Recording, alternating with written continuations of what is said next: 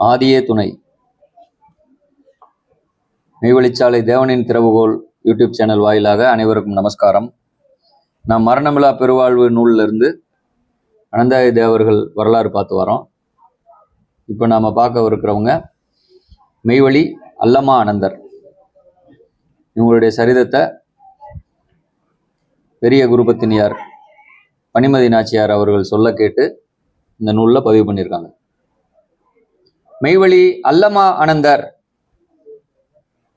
பனிமதி நாச்சியார் அவர்கள் சொல்ல கேட்டு எழுதியது. இவர் பூர்வாசிரம பெயர் முகமது ஹனீபா. திருப்புத்தூரில் அவர் சின்ன பிள்ளையாக இருந்தார். இளங்காளையைப் போல திடகாத்திரமான தேகமும் லட்சணமான தோற்றமும் பெற்றிருந்தார். இவருடைய அக்கா புருஷன் மெய்வழி சபைக்கு எதிரியாக இருந்தார். ஆனால் அக்கா புருஷனின் தம்பி யூசுப் சபையில் அங்கத்தினராக இருந்தார். மச்சான் வைத்து நடத்தி வந்த பலசரக்கு கடையில் அல்லமா வேலை செய்து வந்தார். திருப்புத்தூரில் சபா மண்டபம் கட்டிய பிறகு சபை நடந்து கொண்டிருந்த காலத்தில் திரளாக ஜனங்கள் கூடி ஆண்டவர்கள் பிரசங்கம் செய்வதை கேட்கலாயினர். அவர்களின் பேச்சில் இஸ்லாமிய தர்ம கொள்கைகள் அடங்கி இருந்தமையால் ஆண்டவர்களிடம் ஏதோ உண்மை இருக்கிறது, தானும் அவசியம் அவர்களை சந்தித்து பயனடைய வேண்டும் என்ற நல்லெண்ணம் அல்லமாவிற்கு உண்டாயிற்று. அதன்படி யூசுப்பை அழைத்து கொண்டு ஒரு முறை ஆண்டவர்களை தரிசிக்க வந்தார். யூசுப்பிடம் நாயகம் அவர்கள் யார் இவர் என்று கேட்க, அதற்கு என் மாமன் மகன்தான், இவன் அக்காவை என் அண்ணனுக்கு கட்டியிருக்கு, காமில் நாயகத்திடம் தன்னை அழைத்து கொண்டு வர சொல்லி கேட்டுக்கொண்டதன் பேரில் அழைத்து வந்தேன் என்று யூசுப் பதில் சொன்னார். ஆண்டவர்கள் அல்லமாவை பார்த்து உன் பெயர் என்ன என்று கேட்டதற்கு, எனது பெயர் முகமது ஹனீபா என்றார்.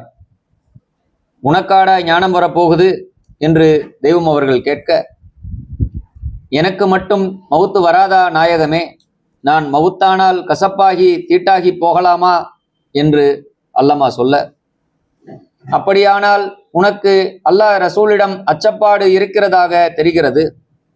கசப்பு வெளியாகி மவுத்தானால் காபர் என்ற பட்டம் வந்துவிடுமே தெரியுமா என்று தெய்வம் அவர்கள் வினவ, அதற்கு என்ன சந்தேகம் என்று அல்லமா அனந்தர் அவர்களை கேட்க, இதை கேட்ட ஆண்டவர்கள் கணக்கு சுப்பையாவை கூப்பிட்டு அல்லமாவிற்கு கல்யாணம் ஆகாதிருந்த போதிலும் சபையில் சேர்க்க உத்தரவிட்டார்கள். அல்லமா கம்பீர துணியில் விண்ணப்பம் படிக்க ஆண்டவர்கள் மகிழ்ச்சியுற்று அவரை அங்கத்தினராக ஏற்றுக்கொண்டார்கள். ஆண்டவர்களிடம் அதிக பற்றுதலுடன் பழகினதால் 4-5 மாதங்களில் உபதேசம் பெற்றார். பர்மாவில் அவரது சின்னம்மா புருஷன் வியாபாரம் செய்து கொண்டிருந்தார்.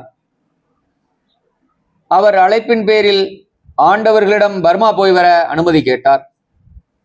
என்னடா பையத்து வாங்கினாயே, தொடர்ந்து இருந்து பழகாமல் திடீரென்று வெளியூருக்கு போகிறேன் என்கிறாயே, நீ வாங்கிய பெருமுதலை மறந்துவிடப் போகிறாய் உசார் என்று தெய்வம் அவர்கள் எச்சரிக்க, என் உயிர் போனாலும் அதை மறக்கவே மாட்டேன் நாயகமே என்று அல்லமா பதில் சொல்லியதும் பர்மா போக உத்தரவாயிற்று. 3 ஆண்டுகளுக்கு பிறகு தாய்நாடு திரும்பினார். தெய்வத்தை தரிசிக்க வந்தபோது தன் சித்தியின் பேத்தியை கல்யாணம் செய்து கொள்ள வந்திருப்பதாகவும் அதற்கு ஆண்டவர்களின் நல்லாசியை பெற வந்திருப்பதாகவும் சொல்லி பழம் தேங்காய் முதலானவற்றை சந்நிதியில் வைத்தார். நல்லா கல்யாணம் பண்ணிக்கிட்டு வாடா என்று ஆசீர்வதித்து பிரசாதம் வழங்கினார்கள். சிறிது காலம் தாயகத்தில் தங்கினார். ரஜாவும் முடிந்தது.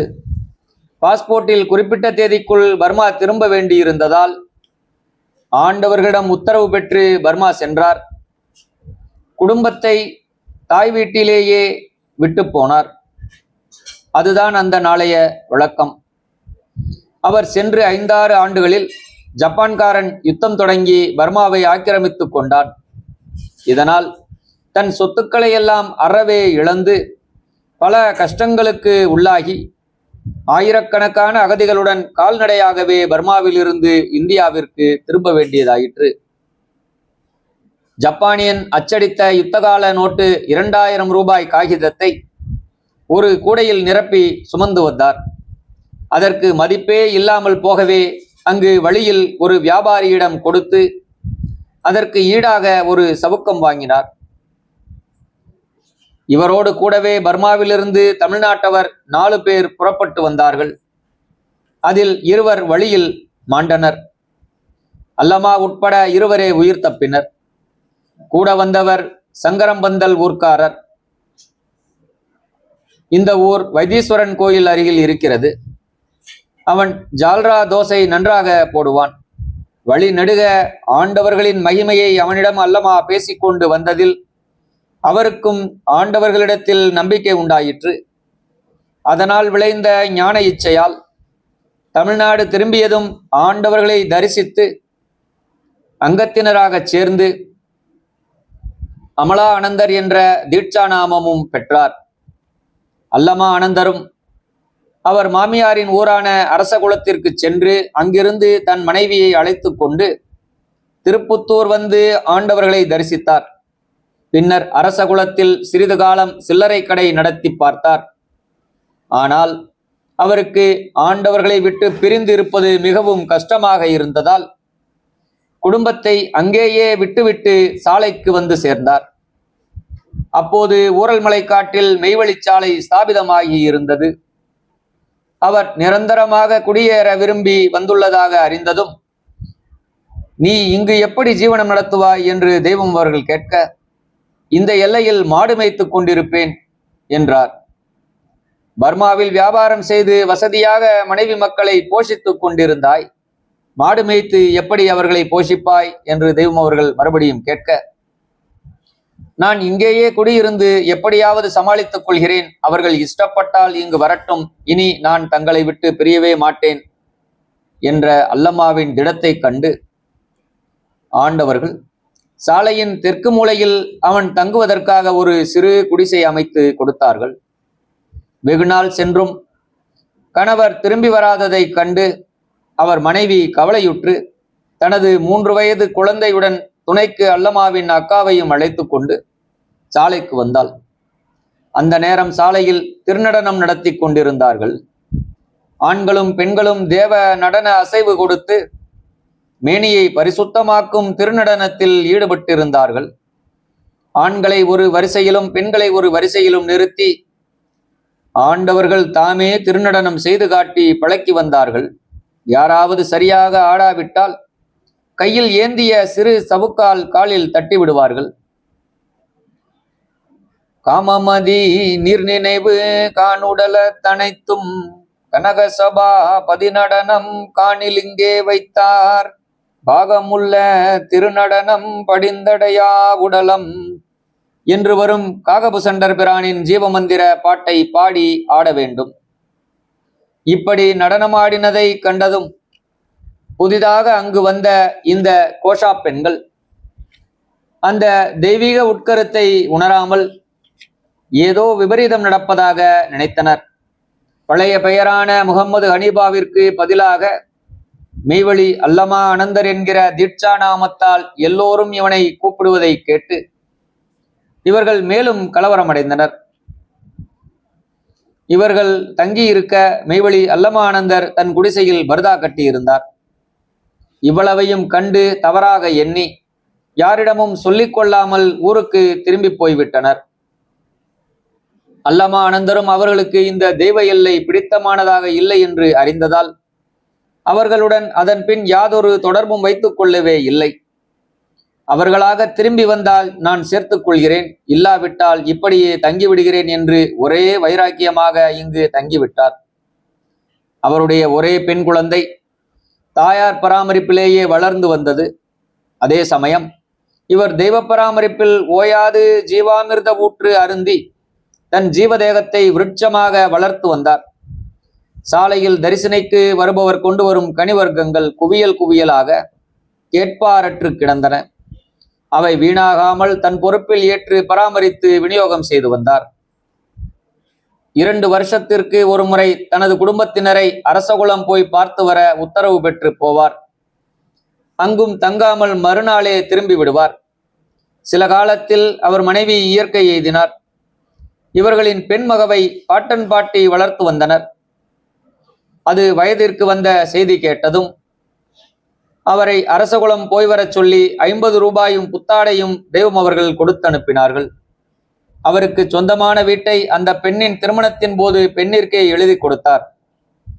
அப்பெண்ணிற்கு உத்தமமான புருஷன் கிடைத்ததால் இருவரும் அவ்வப்போது சாலைக்கு வந்து தெய்வத்தை தரிசித்து தகப்பனாருக்கான உதவிகளை செய்வார்கள். அக்கா மகன் பீர் முகமது அல்லமா அனந்தர் மீது அதிக பற்று வைத்திருந்தான். பர்மாவிலிருந்து இவனுக்காக சில சமயம் மணியாடரும் பனியன்களும் அனுப்புவார். மணியாடர் பணம் கிடைத்தவுடன் அதையும் பனியன்களையும் காணிக்கையாக ஆண்டவர்களிடம் சமர்ப்பித்து விடுவார். தெய்வம் அவர்கள் பனியனை பார்வையிட்டு இது நல்லா இருக்குடா என்று சொல்லி ஒரு பனியனை தங்களுக்கு எடுத்துக்கொண்டு எஞ்சியவைகளை அவனிடமே திருப்பி கொடுத்து விடுவார்கள். இப்படியே காலமெல்லாம் மாடு மேய்த்தும் விவசாய பணி செய்தும் வண்டி ஓட்டியும் ஆலய திருப்பணி செய்தும் தெய்வம் அவர்கள் கூப்பிட்ட குரலுக்கு விரைந்து ஓடி வந்து அவர்கள் இட்ட பணிகளை பக்தி சிரத்தையோடு செய்வதையுமே தனது வாழ்க்கையாக கொண்டிருந்தார். ஒளிபெருக்கி மாதிரி இருக்கும் இவர் குரல். தெய்வம் யாரையாவது கூப்பிடச் சொன்னால் ஆலயத்தில் இருந்தபடி 2 கைகளையும் சங்கு போல் வாய் முன்னால் குவித்து, ஓ அனந்தரே, ஆலயத்திற்கு வாங்கோ என்று உரத்த குரலில் கூப்பிடுவது சாலையில் எந்த மூலைக்கும் கேட்கும். ஈசனாம் ஞானி இருந்துள்ள இடத்தே இருப்பதே முக்தி என்ற சுலோகத்தின்படி தன்னுடைய கடைசி மூச்சு வரை இங்கேயே தங்கி திருப்பணிகளை செய்து வந்தார். அல்லமா அனந்தர் அந்திம காலத்தில் உடல் நலம் குன்றி நெஞ்சுவலியால் கஷ்டப்பட்டதால் மகளை போய் பார்த்து வரச் சென்றார். போனதுமே இனி நாம் இங்கு தங்கக்கூடாது, சாலைக்கே திரும்ப வேண்டும் என்ற எண்ணம் உதயமாயிற்று. மகளை கூப்பிட்டு, எனக்கு உடல் ஒரு மாதிரி இருக்கு, என்னை உடனே சாலைக்கு கொண்டு போய் சேர்த்து விடு.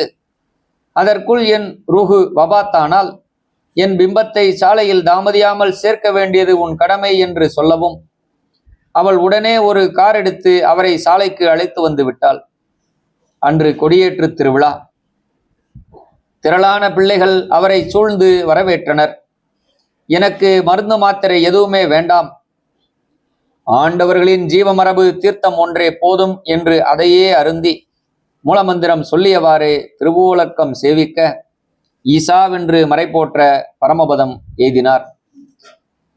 இத்துடன் மெய்வழி அல்லமானந்தர் அவர்களை பற்றிய குறிப்புகள் நிறைவு பெறுகின்றன. அனைவருக்கும் நமஸ்காரம்.